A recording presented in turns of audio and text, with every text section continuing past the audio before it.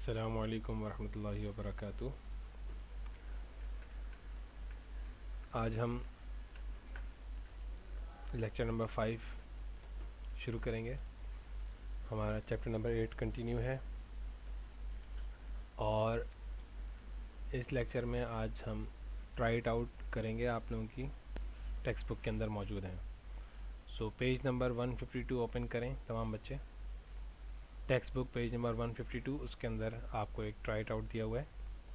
तो आज हम अपनी क्लास में इसको मुकम्मल करेंगे, ठीक है। क्वेश्चन 1 में कह रहे हैं कि a man was accused of speeding along a highway. एक बंदे को चार्ज हुआ, यानी कि उसको फाइन हुआ, और he was travelling at different speeds through out his journey. मुख्तलिफ स्पीड्स में वो ट्रैवल कर रहा था। His average speed was 80 kilometre per hour. The speed limit along the highway was 80 kilometre per hour. 80 kilometre per hour की ही speed limit थी, यानी कि उससे ज़्यादा अगर आपकी स्पीड होगी तो आपको फ़ाइन होता है। अब उसकी एवरेज स्पीड इतनी थी। तो अब अपनी इस इंफॉर्मेशन की बुनियाद पे बताइए कि वो आदमी जो है वो गिल्टी है, यानी कि वो वाक़यातन उसको सही फ़ाइन हुआ या फिर वो मासूम है, उसको गलत फ़ाइन हुआ। ये अब आप तमाम बच्चे मुझे बताइए। तो देखिए, इसका आंसर ये है कि द मैन इज़ गिल्टी, यानी कि वाकई में वो कसूरवार है। Since his average speed was 80 kilometre per hour and he was traveling at different speeds. This means that he must have traveled at speeds below 80 km per hour and sometime and above 80 km per hour at the other times. कुछ time वो 80 से कम 80 kilometre per hour की कम speed से move कर रहा है, कभी उससे ज़्यादा की स्पीड से मूव कर रहा है। इसी वजह से उसकी जो एवरेज स्पीड आई है वो 80 किलोमीटर पर आवर आई है। तो travelling above the 80 kilometre per hour is beyond the speed limit. तो जाहिर सी बात है, अगर वो किसी भी लम्हे 80 किलोमीटर पर आवर से ऊपर जाता है तो उसका मतलब वो वाकई में उसने गलत किया और वो he is a guilty man, ठीक है। तो इसका मतलब वो सही फ़ाइन हुआ है, ठीक है बेटा। ओके, अगर हम बात करें क्वेश्चन नंबर 2 की, यहाँ देखें, the speed of light is 3 lakh kilometres पर सेकेंड, ठीक है। इसको हम पढ़ लें, काउंट करें, यूनिट्स 10, 100, 1000, 10,000, लाख, ठीक है। हम ये कह सकते हैं 300,000 किलोमीटर्स पर सेकंड, ये भी ठीक है। या हम 3 लाख किलोमीटर पर सेकंड, तो भी ठीक है। तो स्पीड ऑफ लाइट, इस आप तमाम बच्चे इसको नोट भी कर लें। Speed of light 3 lakh kilometre fee second होती है, यानी कि पर सेकंड। एक सेकंड में लाइट 3 लाख किलोमीटर का फासला तय कर लेती है, ठीक है। The estimated distance of the earth from the sun is units 10, 100, 1000, नाउन, लाख, 10 लाख, करोड़, 10 करोड़। 14 करोड़ 90 लाख है, 90 लाख किलोमीटर है। 14 करोड़ 90 लाख किलोमीटर। दोबारा से पढ़ लें, यूनिट्स 10, 100, 1000, नाउन, लाख, 10 लाख, करोड़, 10 करोड़। 14 करोड़ 90 लाख किलोमीटर का डिस्टेंस है सन से अर्थ तक। What is the time taken for light to travel from the sun to earth. कितना टाइम लगेगा अर्थ तक लाइट को पहुंचने में, सन से अर्थ तक पहुंचने में। तो आपको स्पीड पता है, यहाँ पर मैं एस से स्पीड को शो कर रहा हूँ, और टाइम डिस्टेंस कितना है, डिस्टेंस को डी से शो कर रहा हूँ, ठीक है। सो अब हम क्या करते हैं, अब हमें टाइम मालूम करना है। सो हम किस तरीके से टाइम मालूम करेंगे, यहाँ देखें, time taken is equal to distance travelled upon speed. ये फार्मूला होता है टाइम ट्रेवल का। डिस्टेंस कितना है, 14 करोड़ 90 लाख किलोमीटर्स पर स्पीड। स्पीड कितनी है उसकी, 3 लाख किलोमीटर्स पर सेकेंड, ठीक है। सो यहाँ kilometres and kilometre they are same, they will cancel out each other. So अब जब हम इस वैल्यू को इससे डिवाइड करवाएंगे तो हमारे पास सिर्फ अपॉन सेकंड में आंसर आ जाएगा, ठीक है। और फिर उसको हम मिनट्स में कन्वर्ट कर लेंगे। तो हमारे पास जो आंसर आया वो कितना आया, 496.7 सेकेंड्स, ठीक है। यानी कि सन से अर्थ तक लाइट को पहुंचने में 496.7 सेकेंड्स लगते हैं, जो कि अगर हम मिनट्स में कन्वर्ट करें तो वो 8.3 मिनट्स के बराबर है। सेकंड से मिनट्स में कन्वर्ट करने के लिए हम क्या करेंगे, 60 से डिवाइड करवाएंगे। तो अगर हम 496.7 को डिवाइड करें 60 से, सो हमारे पास आंसर क्या आएगा, 8.3 समथिंग, तो 8.3 मिनट्स लगते हैं लाइट को सन से ज़मीन तक पहुंचने में। ठीक है बेटा। पार्ट बी में आपसे क्या कह रहे हैं, moon light takes approximately 1.3 seconds.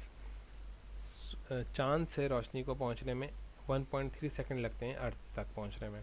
How far is the moon from the earth. अब ये बताना है कि मून ज़मीन से कितना दूर है, यानी कि डिस्टेंस मालूम करना है। ठीक है। सो स्पीड ऑफ लाइट वही है, चाहे वो सन की रोशनी हो या वो मून की रोशनी हो। हम ये जानते हैं कि मून की इटसेल्फ कोई रोशनी नहीं होती, मून की रोशनी भी सन की ही रिफ्लेक्टेड लाइट होती है। तो light, speed of light same है। और ये भी बात आपको पता होनी चाहिए कि चाहे वो सन लाइट हो या वो हमारी अपनी ज़मीन पे जो हमने लाइट बनाई हैं, जैसे कि ट्यूब लाइट है या बल्ब है, इस तरह की जितनी भी लाइट्स होती हैं या लेज़र लाइट है व्हाट्सएवर, तमाम की तमाम लाइट्स की जो रफ्तार है वो उतनी ही होती है, यानी कि 3 लाख किलोमीटर पर सेकंड होती है, चाहे वो किसी भी सोर्स से हमें वो लाइट हासिल हो रही हो। ठीक है। तो स्पीड ऑफ लाइट हमें पता है और टाइम पता चल गया, तो टाइम और स्पीड अगर हमें पता हो तो हम डिस्टेंस मालूम कर सकते हैं स्पीड और उसको मल्टीप्लाई करवा के। तो आई होप कि आपको ये बात समझ में आई होगी। ये आप लोग इस सवाल को आपने करना है अपने अपने तौर पर। अब हम नेक्स्ट पेज पे चलते हैं, नेक्स्ट एक्टिविटी पे चलते हैं, पेज नंबर 161। इसमें आपसे कह रहे हैं कि एक ग्राफ है और एक ग्राफ है जिसमें दो कार हैं, car A and car B. Car A की स्पीड इस ग्राफ में शो की गई है और कार बी की स्पीड भी इस ग्राफ में शो की गई है। ठीक है। सो बेस्ड ऑन फिगर 8.17, ये 8.17 पिक्चर है जो कि आपके पेज नंबर 161 पर मौजूद है टेक्स्ट बुक में। Car B was travelling at higher speed than car A in the first 2 hours. शुरू के 2 आवर्स, टाइम एक्सिस पे आवर्स में है टाइम और डिस्टेंस जो है वो किलोमीटर्स में है। तो शुरू के 2 घंटे में कार बी ज़्यादा स्पीड से ट्रैवल कर रही है। ऑफ कोर्स आप ये देख सकते हैं इसका स्लोप ऊपर की तरफ है, यानी कि ज़्यादा राइज हो रहा है। ठीक है। तो इसकी स्पीड ज़्यादा है कार बी की शुरू के 2 घंटों में। ठीक है। और बाद में उसकी स्पीड कम हो रही है पहले की निस्बत। तो कह रहे हैं कि what happened to the speeds of car A and B after 2 hours. तो आप ये देखें, कार बी की स्पीड 2 घंटे के बाद स्लो हुई है और कार ए की स्पीड 2 घंटे के बाद बढ़ी है, क्योंकि इसका कार ए का स्लोप जो है वो बड़ा है, पहले की निस्बत राइज हुआ है। तो इसलिए हम ये कहेंगे 2 घंटे के बाद कार ए की रफ्तार बढ़ी है और कार बी की रफ्तार कम हुई है। ठीक है।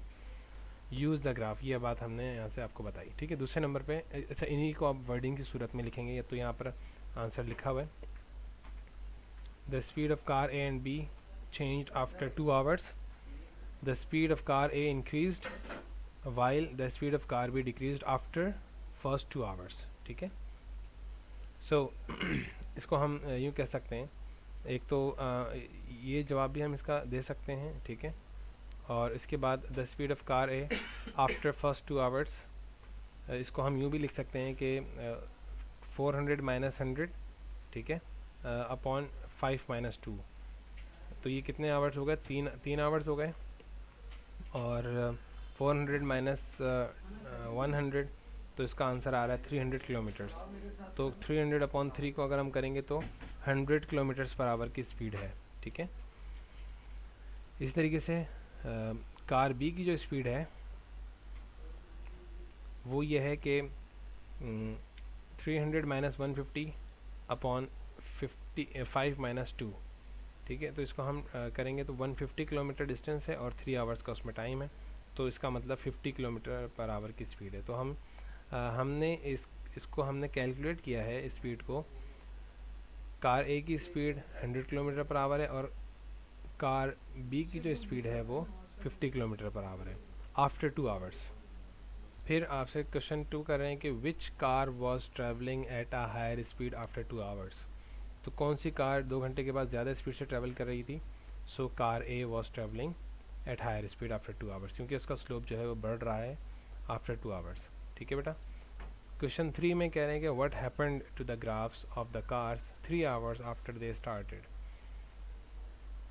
क्या कह रहे हैं कि what happened to the graphs of the cars 3 hours after they started. तो इसका मतलब 3 घंटों के बाद क्या हुआ। तो यहाँ पर ये वो पॉइंट है 3 घंटों के बाद जहाँ पर ये दोनों कार्स आपस में मिली हैं, ठीक है। तो हम ये कहेंगे, हम क्या कह सकते हैं इस बारे में, वी विल से कि the graphs of the cars meet या cross each other 3 hours after they started. This is the point where both cars have traveled the same distance since they started. ठीक है, मिलने का मतलब यह है कि उन्होंने अपने स्टार्टिंग पॉइंट से 3 आवर्स के टाइम के बाद उतना ही फासला दोनों ने ट्रैवल कर लिया था जितना दोनों ने इक्वल फासला तय किया था, ठीक है।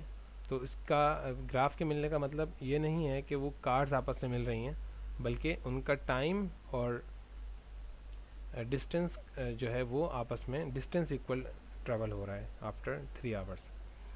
सो it is also the point where car A overtook car B. हम ये भी कह सकते हैं कि ये वो पॉइंट है जब कार ए ने कार बी को ओवरटेक किया, ठीक है। ओके, उसके बाद क्वेश्चन नंबर 4 की तरफ देखते हैं। क्वेश्चन नंबर 4 में क्या कह रहे हैं कि what were the distances travelled by the cars at the end of 4 hours. 4 hours के बाद उन्होंने कितना डिस्टेंस ट्रेवल किया था, तो यहाँ से देख लें 4 आवर्स के बाद कार बी ने इतना डिस्टेंस ट्रेवल किया है, इट्स ऑलमोस्ट 250 किलोमीटर्स, और कार बी ने कार ए ने 300 किलोमीटर डिस्टेंस ट्रेवल किया। हम ग्राफ से भी देख सकते हैं। अब हम इसके पॉइंट पे आते हैं। देखें, इसका आंसर आप यूँ लिखेंगे, at the end of 4 hours the distance travelled by the car A was 300 kilometres and the distance travelled by car B was 250 kilometres. ठीक है, आई होप कि आपको ये बात समझ में आई होगी। हमें ये सारी चीज़ें ग्राफ से ही देख के बतानी है। सो आप इसकी मदद से आप इसको देखिए, और कोई सवाल है तो फिर इसको डिस्कस कीजिए। ओके, आज की क्लास में हम यहीं तक पढ़ेंगे। तो नेक्स्ट लेक्चर में हम मज़ीद इस चैप्टर की जो रिमेनिंग एक्सरसाइज हैं, रिमेनिंग ट्राई इट आउट हैं, उसको हम करेंगे, और कोई सवाल है तो उसको भी इंशाल्लाह क्लियर करेंगे।